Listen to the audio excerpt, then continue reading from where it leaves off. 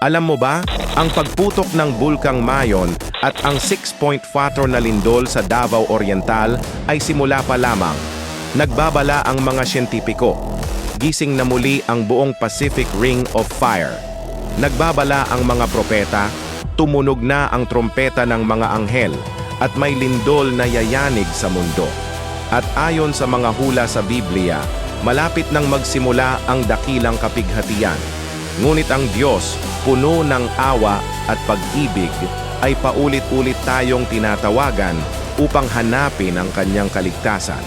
Sabi ng Diyos, "Maging tahimik sa loob ko, sapagkat ako ang inyong Diyos, ang inyong tanging manunubos. Dapat ninyong payapain ang inyong puso sa lahat ng oras at mamuhay kayo sa loob ko. Ako ang inyong bato, ang inyong tagapagtaguyod." Handa ka bang ibahagi ang mahalagang mensaheng ito upang mas marami pang tao ang humanap sa kaligtasan ng Diyos? Naway iligtas ng Diyos ang bawat taong makakabasa nito mula sa darating na kapighatian. Huwag kalimutang magsabi ng Amen.